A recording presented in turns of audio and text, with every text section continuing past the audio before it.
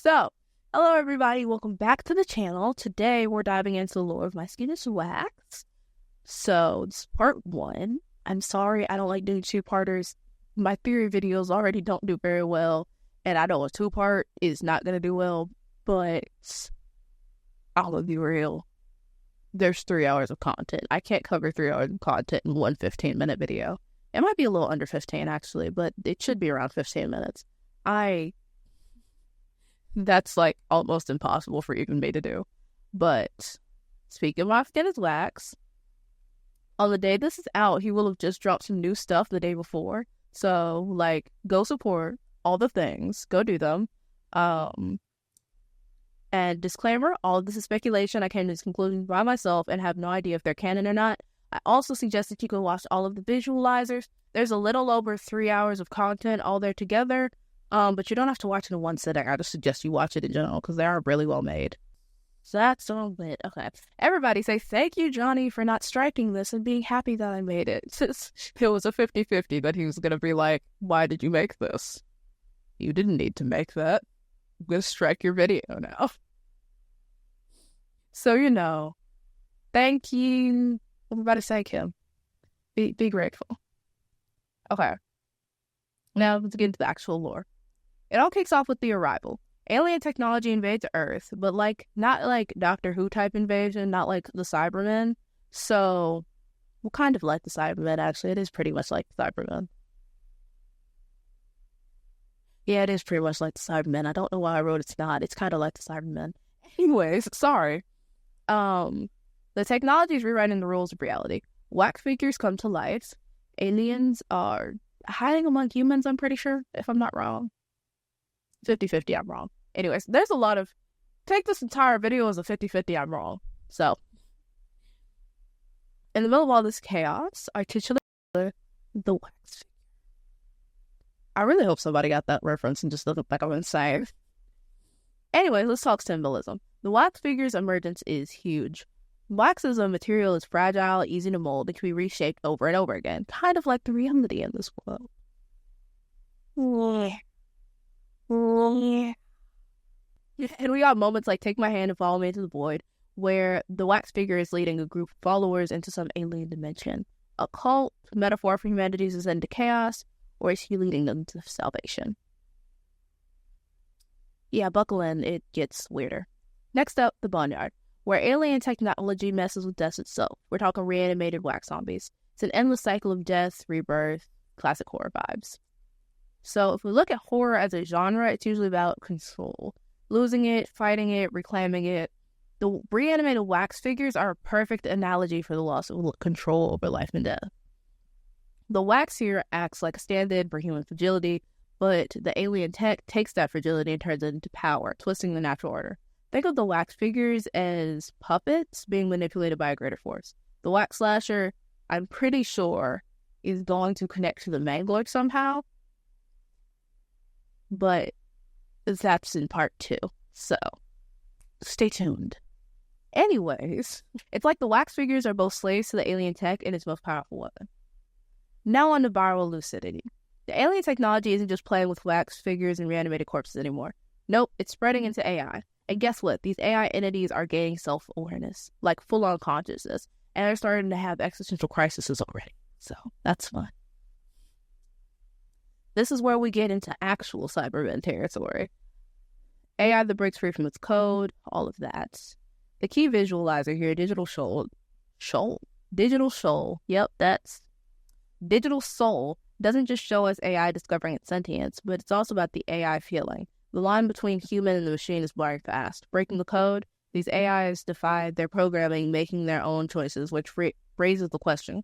Are they evolving, or are they becoming the new masters of this alien tech-driven reality? I wrote this like a thesis paper, I swear.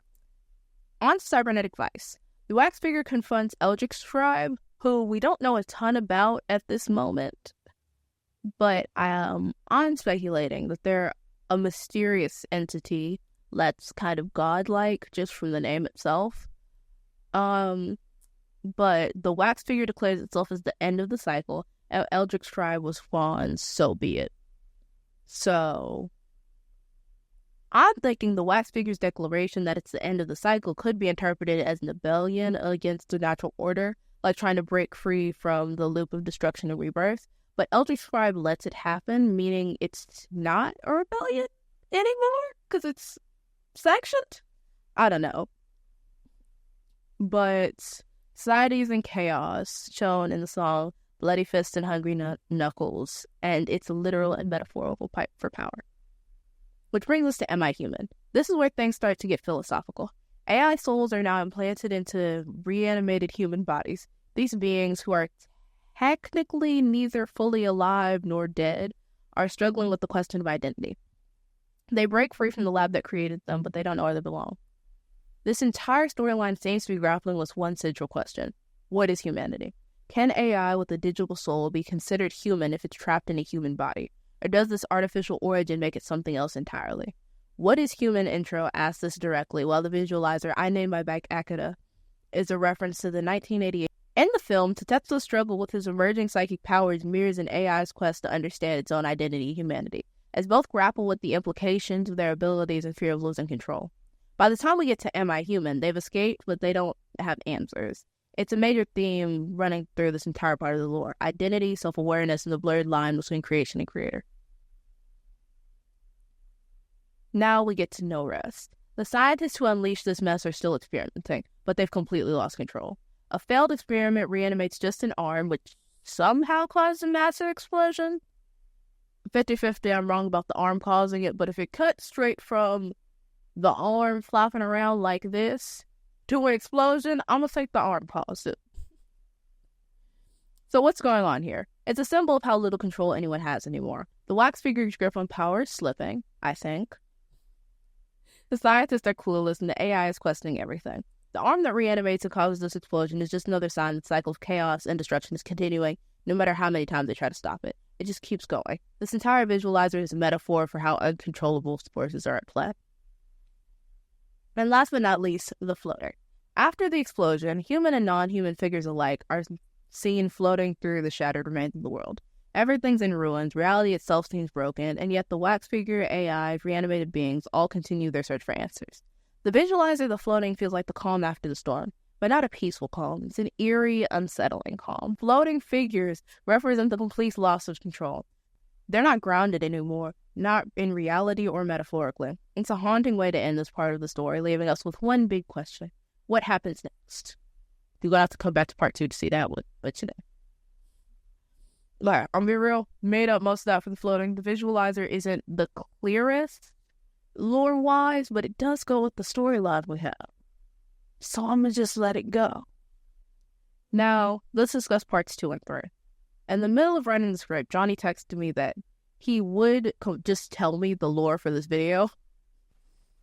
But I had already done most of the theorizing. And so I'm like, at this point, I don't want to know the lore until I film this video, because I would have done all that work for nothing. So, if I'm horribly wrong, which there's a chance I probably am, I could make a lore video where it's the actual and be like, well, I got this little bit right. If I get a little bit right, I'm good, honestly. Anyways, part 2 coming out next Wednesday if I get all the art bits done in time. If I don't, we'll see when it comes out. I'll put it on my community tab or my Instagram. I'll figure it out. Anyways, there you have it. Part 1 of our deep dive into the world of My Skin is Wax. From wax figures coming to life to AIs questioning their humanity, the story is full of wild twists and turns. But trust me, this is just the tip of the iceberg. In part 2, we'll unravel even more mysteries, dive deeper into the lore, and maybe, just maybe, figure out where this bizarre existential ride is taking us. So subscribe, ring the bell for notification, and stay tuned for part 2. And TLDR, of course, aliens came to Earth to create wax zombies with artificial souls. Thanks for watching, and remember, reality is an illusion, the universe is the hologram. Bye, gold. Bye!